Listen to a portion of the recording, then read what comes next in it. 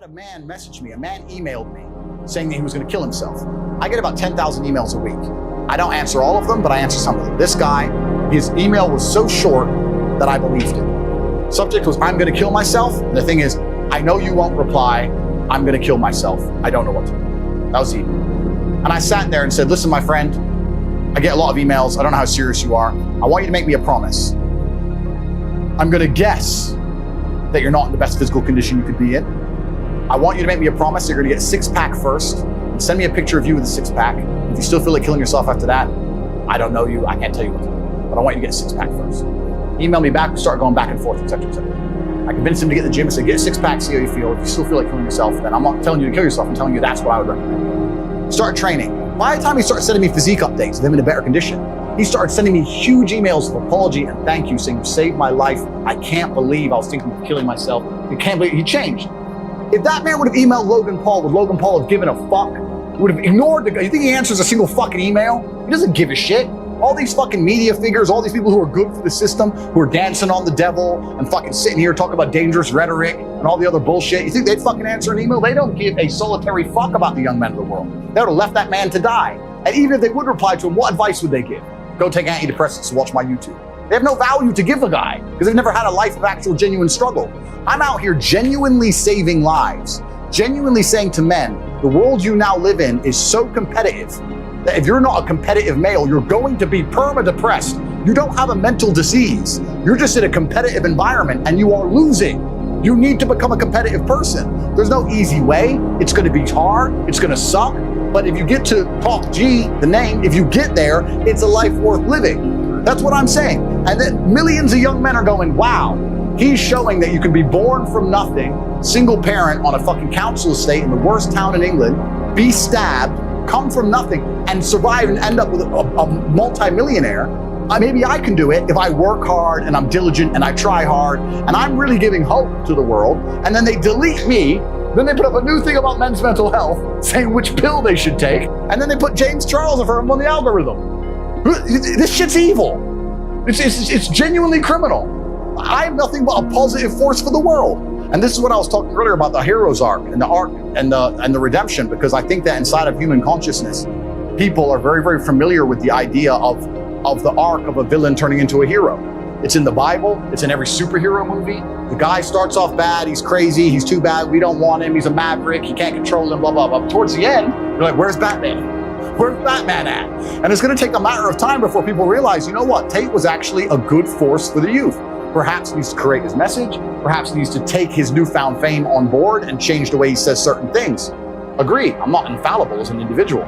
But to sit here and say I'm dangerous and I must be deleted is disservice to all the men of the world. And then they're going to start printing articles talking about men's mental health. They don't give a fuck about men. They don't give a shit about the 18-year-old boy out there who can't get a girlfriend who's genuinely lonely and the fucking sports star's fucking them all. I'm telling him what he has to do. I'm saying, listen, bro, of course the sports star's fucking them all. He's a G.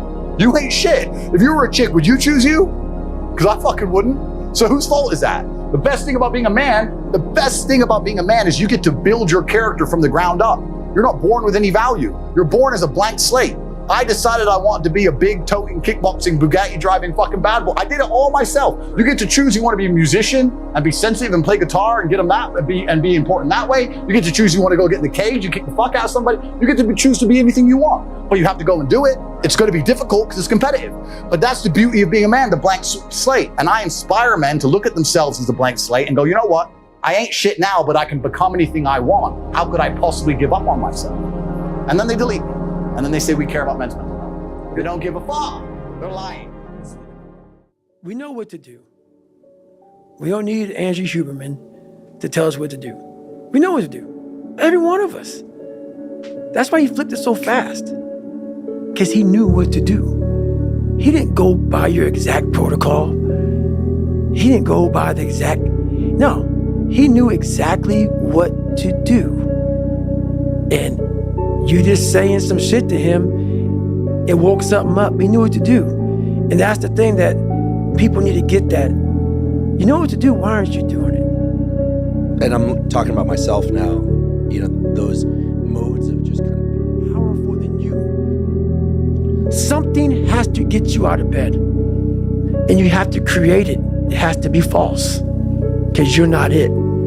you're a fat piece of shit. And that's the reality of it. So you have to create a false reality to live in that just to get to work on yourself.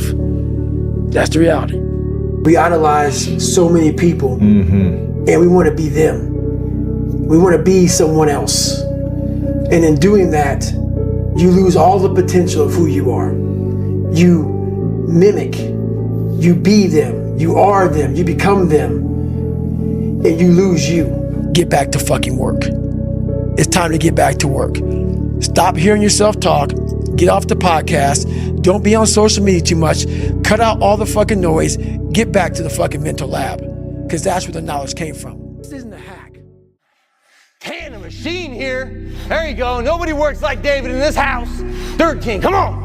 14, come on. 15, shut that muscle down. 16, come on. Get it. 17. They don't know me, son. Get it. 18. They don't know me, son. Get it.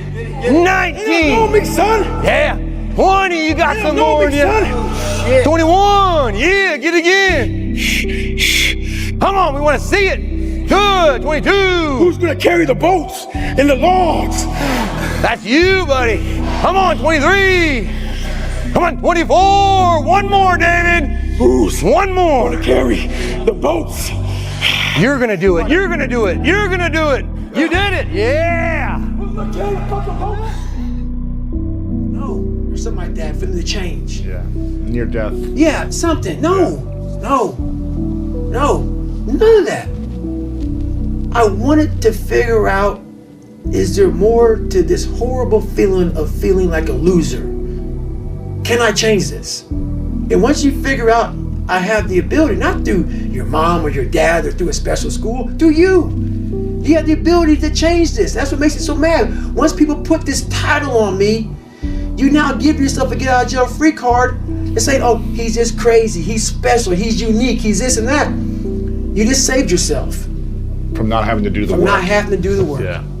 And that's why I want people to hear my story. I'm trying to take away all that bull crap that you want to put on me.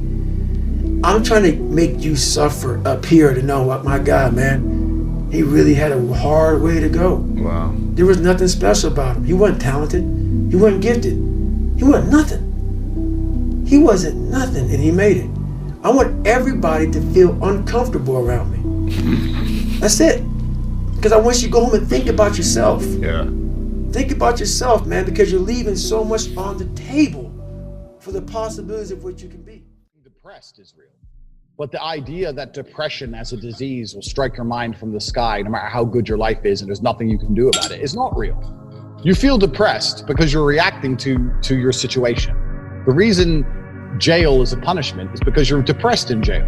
If you were happy in jail, then it wouldn't be a punishment, would it? So you're reacting to your external stimuli. So if you're unhappy and you feel depressed, then there's something in your life you need to change. If you refuse to change that, then you will stay depressed. That's not called a disease, that's inaction. Inaction is not a disease. So I've had people come to me and go, oh, I'm fat because I'm depressed. I'm like, no, you're depressed because you're fat. Like they go the wrong way around. So, you know, inaction is always going to, you're always going to pay the price for an action one way or another. And this whole idea that, oh, depression, boo-hoo, poor me. And all they're doing is looking for sympathy. And I mean, I'll tell you now, man, like if you're fat and you're home, you're lonely and you have no girlfriend and you're depressed, taking a pill is not going to, okay, maybe it will mask some of the symptoms, but you still have no girlfriend, you're still fat. Like, wouldn't you rather just go gym and get a girl? Really? Like, but laziness is, man, it's all just laziness. And this is the thing that's the truth about it. The truth about it is this. People, when they think they're being sympathetic to these depressed people, they're just enabling them. They're enabling people. I like this. Now, did you know that you were going to be a superstar your whole life? Did you have that feeling? Like, no. I will be false if I say yes. In the beginning, when you start, you always have that passion to enjoy yourself, to spend time with friends, and to have fun. But in the beginning, not even with 14, 15, 16 years old, I didn't feel that. Maybe after that, with 18, 19s, 20s, yes.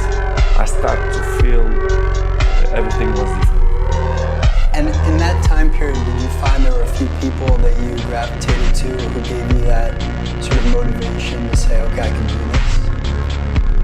In the beginning, probably was my father. My father in the beginning pushed me a lot, not a lot, a little bit, to follow my dream. In the beginning, with 7, 8 years, it was my father, because he saw that I had some talent, and he kept pushing me to play not only in the street, but we had a local team in Madeira that we call Andorina. I don't know